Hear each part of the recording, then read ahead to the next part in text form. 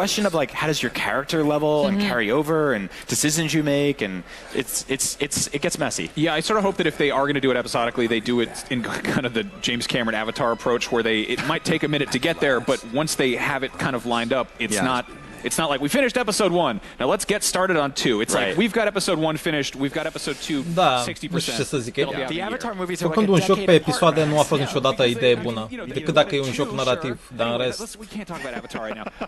That's true. Final Fantasy VII. One game we know for sure is going to be at E3 is Call of Duty World War II. Another game that's aligned with Sony for marketing purposes. Yep. This is a very different take on Call of Duty as well, because it seems to be more about vulnerability than anything else. That's a lot of the marketing that we've seen is a young guy who's going to war for the first time, and I already kind of feel invested in that story. Me too. I really hope they do it well. I'm sort of over the Call of Duty era of like neo-futuristic super soldiers who are infallible and can run walls, and to get back to something a lot more human, I think, is something I can immediately identify with. I want to feel emotion playing a Call of Duty game, and not just, hear slurs in my ear and throw the controller down. It's definitely a return La revedere cu toată prostia futuristă care nu are niciun sens. Frate, adevăratele sentimentele simți în jocurile din trecut, cu război, cu niște nave spațiale. Și sărit pe pereți și tot felul de porcării. Exact, dacă ne uităm la Battlefield 1, inventions that went nowhere in that. Like, you have like a fake papier-mâché head you use to distract snipers, and you chase after pigeons. World War II doesn't have quite as much silliness as that. I'm curious to see what Call of Duty does with this, just because they are a very iterative franchise.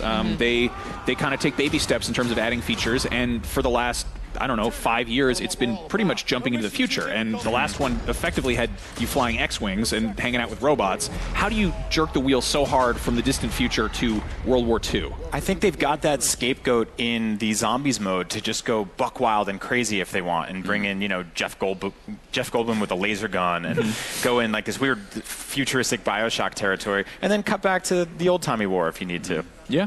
I mean, it'll be something for everyone. Very interesting. What's interesting, though, is I think that the community, I mean, obviously the gamers in general, like, people buy Call of Duty. Yes or yes. There's a huge, it's the best-selling game. It does fine without question. But people are always sort of like snarky about it, and they say bad things. In this case, I haven't seen anyone who is over the top really excited, and I haven't seen anyone just openly crapping on it. I've seen a lot of people being sort of cautiously optimistic, but kind of, fool me once, shame on me, or, shame on you, whatever the hell the expression is. Yeah, they revealed what Josh Duhamel is appearing in the game.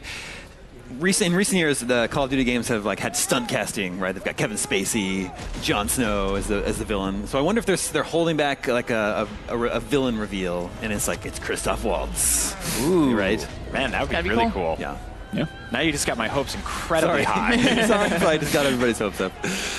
Also coming up is Bethesda's press conference, third one for them, where we'll hopefully get to the bottom of exactly what Wolfenstein: The New Colossus is. That was hinted at Bethesda's conference last year. Yeah, really cool, right? It's just they just put in plain sight, this is what we're going to be talking about next year. We saw a listing on Amazon.de this morning, because Amazon stays snitching. Oh, yeah. But, they do leak a lot. It happens all the time, right? So this is just on the opposite spectrum of going with a war and going completely nuts with it.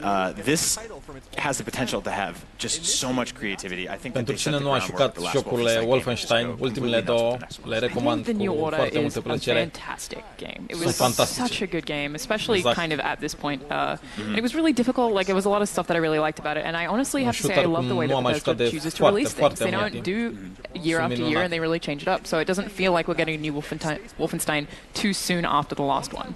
Yeah. So I'm totally down for more of this. Yeah, with both Wolfenstein and with Doom last year, Bethesda's shown they can just make really fun shooters that don't take themselves too seriously. Yeah. Dishonored 2 was my game of the year last year. Like, there's a lot of good stuff coming out of Bethesda, so it's an exciting conference. And Doom and Wolfenstein took very classic formulas and revamped them for a modern generation while still retaining a lot of what we loved about those games originally. And that's not easy to do. Like, very few franchises have successfully pulled that off. Like, Castlevania failed at it.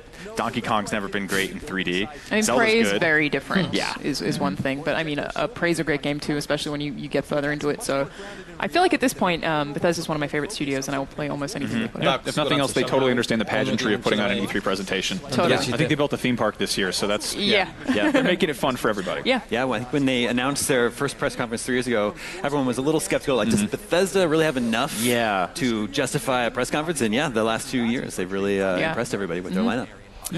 All right, that is going to do it for this half hour. But don't go anywhere, because after this break, it is time for the EA pre-show. Stay with us. Okay.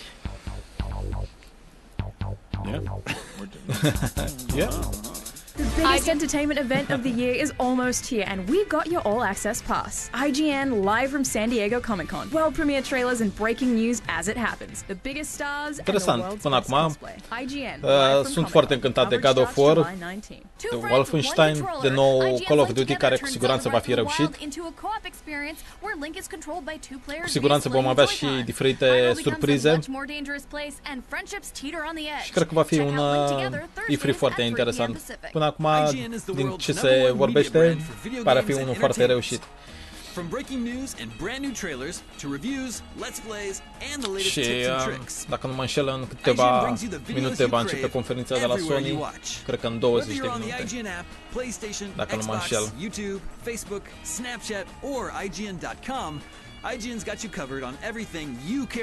Sunt curios dacă voi putea posta aceste filmulețe. Voi încerca să postez câteva imediat după filmarea lor și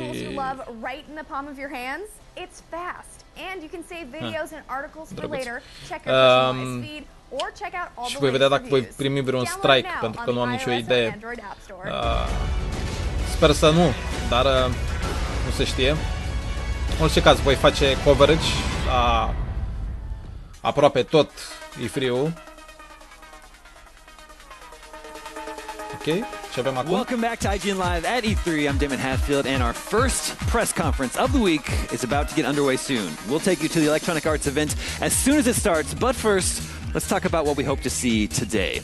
Joining me now, once again, for all the analysis and rampant speculation, irresponsible speculation, Max Scoville, Brian Altano, Alana Pierce.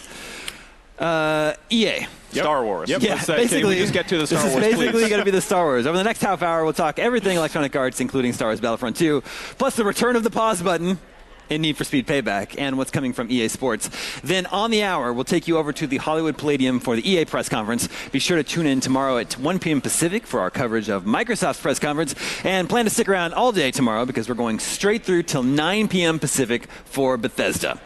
But first, let's talk about what games we expect to see from EA today, like Star Wars Battlefront 2. Brian actually broke down everything we know, everything we hope, everything a new hope to see in this Road to E3 report. Check it out.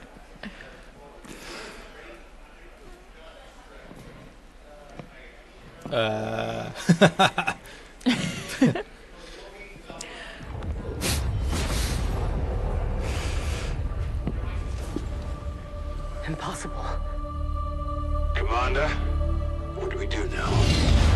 I played about 100 hours of the last Battlefront game in 2015, and I know it was kind of divisive between the single player, or lack thereof, the season pass, and the minimal amount of content at launch, but this game seems like it's going to be fixing a lot of that. It's got space battles, it's got prequel stuff, it lets you play as everyone from Kylo Ren to Rey to prequel-era Yoda who's flipping around, and even Darth Maul. We first saw Star Wars Battlefront 2 at Star Wars Celebration 2017 with an official trailer. It was about 2 minutes long, and it showed us a good mix of single-player and multiplayer stuff. The multiplayer stuff seems to span all the movies and gives us some prequel stuff, but more importantly, the single-player campaign has us playing as a new female protagonist who's actually a bad guy.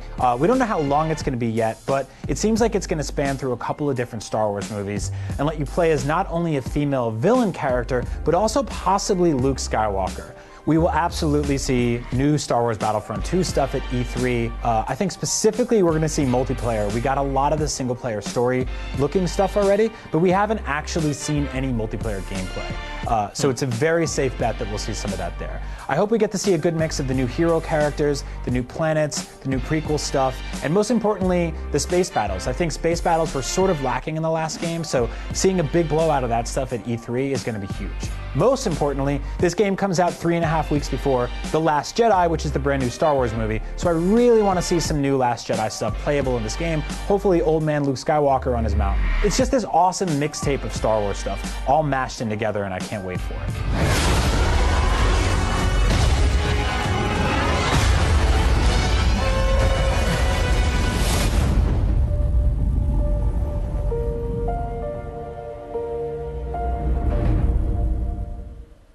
IGN Live. Did you know that IGN has an app that gives you all the tools you love right in the palm of your hands? It's fast, and you can save videos and articles for later, check your personalized feed, or check out all the latest reviews. Download it now on the iOS or Android App Store. The biggest entertainment event of the year is almost here, and we've got your all-access pass. IGN live from San Diego Comic-Con. World premiere trailers and breaking news as it happens. The biggest stars and the world's best cosplay. IGN live from Comic-Con. Coverage starts July 19. Two friends, one controller. IGN's Link Together turned Zelda Breath of the Wild into a co-op experience where Link is controlled by two players via splitting the Joy-Cons. Hyrule becomes a much more dangerous place, and friendships teeter on the edge. Check out Link Together Thursdays at 3 p.m. Pacific. IGN is the world's #1 media brand for video games and entertainment. From breaking news and brand new trailers to reviews, let's plays, and the latest tips and tricks, IGN brings you the videos you crave everywhere you watch. Whether you're on the IGN app, PlayStation, Xbox, YouTube, Facebook, Snapchat, or IGN.com, IGN's got you covered on everything you care about. IGN, the #1 source for video game fans worldwide.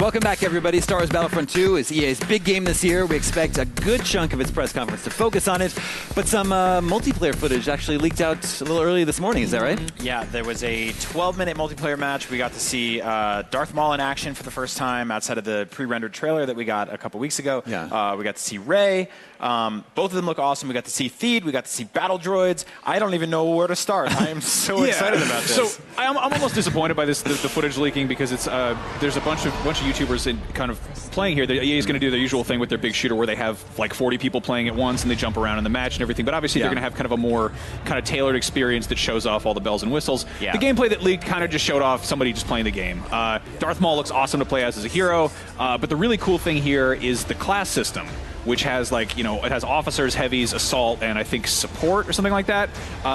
But it's jumping around between eras. So you're playing as like battle droids and clone troopers and rebels and, you know, regular stormtroopers and presumably the New Order. Or the First Order. What am I saying? Star Wars. But yeah, so yeah, many orders. Yeah, multiplayer Still is thinking about Wolfenstein. Yeah, it's the main focus of EA. I don't think they're going to be talking much about single player. We might get a new trailer, maybe. Yeah. But obviously, it's. I mean, the first one was a multiplayer first game, and we both fell in love with it. So I'm really, really stoked to see what they're doing with it. Yeah, I think a lot of the feedback for the first game, very, very, very loud feedback, was that it was kind of light on modes at launch. You know, eventually after the season pass shook out, there was a lot of stuff to do there, a lot of really cool planets to visit, a lot of characters to play as, a lot of heroes and villains. But they really need to go strong at launch with multiplayer. There needs to be a ton of modes, a ton of new places to go, a ton of planets, a ton of stuff, right? And I think getting away from that season pass is going to help them. Yeah, exactly. EA said that this game is not going to have a season pass, but they have something else in mind to keep people playing for longer. What could that be? I don't know, but I hope it's not gross. Like, I hope it's not like weird loot boxes. I mean, I hope it's gross like in the Jabba the Hutt sense and not gross in like the pay for guns type of sense. Yeah, they've said there's a kind of a new emphasis on like a resource system, and it's going to be. I think the way it works is you earn points as you're playing the game, as you're killing battle droids or whatever, and as opposed to unlocking something after a certain number of matches, it's more kind of mobile-like, and you're unlocking things within the game. So if you want to play as a hero, it's not a matter of a pickup on the map; it's a matter of like earning enough points to. Când vine vorba de multiplayer, sunt atâtea. De exemplu, For Honor, care este deja multă lume nu mai știe de el sau nici măcar nu se mai vorbește. I hope they really fix the currency system, because the one in the first game, you would have to play for basically 100 hours if you were mediocre like I was, just to unlock like a gun or a weapon or something like that. Yeah. And I want that to be a little bit easier. I think after the success of Overwatch, it makes sense to have like a skin system. Like if you could buy different outfits for different characters, I would totally be down with that. Like I think that a lot of multiplayer games that will be coming out in the next few years will take a lot of notes from Overwatch because it was so successful. We got a press release from EA just a few days ago talking about the pre-release sort of like plan for pre-order incentives and all that kind of stuff that usually I shake my head at, but because it says Star Wars on it, of course I'm all over it. And you'll get to play the game a few days early. But the cool stuff in there is that there will be a Kylo Ren around the Last Jedi skin, and the same with Rey. So, like I said in my video earlier, which I think covered everything, so I don't even know why we're here. I really want to see the Last Jedi Luke, you know, like that version of him, the old man Luke. I want him playable. We haven't really seen him do much outside of the trailer and the few seconds at the end of the last movie where he's kind of standing there. It's time for the Jedi to end. Just based on the leaked footage we saw, it looks deeper. It looks more technical, and I'm excited about that. I think the skins and customization stuff is really cool. I felt sort of just like nickel and dimed with the last game, where it was like, oh, you've got to play for 47 hours to be a Twi'lek, and I'm like, just give me the hat. Like, let me play as the blue person. I think most importantly, like, you know, obviously the prequels are divisive. We see the comments. We've grown up hearing about them, but it's undeniable there's there's a lot of really cool art and a lot of really cool designs, a lot of great planets, a lot of great characters. Darth Maul is awesome. I don't care what you say about the Phantom Menace. That is an awesome character. Yeah. Also, like, worth noting, the CG battle droids in this are going to look better than the CG battle droids in the source material. Yeah, that's crazy. That's really, really cool. I don't think that's ever happened. Like, I think we're coming back around. Like, when I first saw the battle droids and they're like, Roger, Roger, I was like, that's corny, but now I want to hit them with my weapon. I want to see their little heads spin around and explode. Like, looks like you have your own droid in single player as well, which I wonder if we can get those as unlocks in multiplayer. That would be really cool. That's a really interesting point. Like, I wonder how much of the single player stuff sort of leaks into the multiplayer.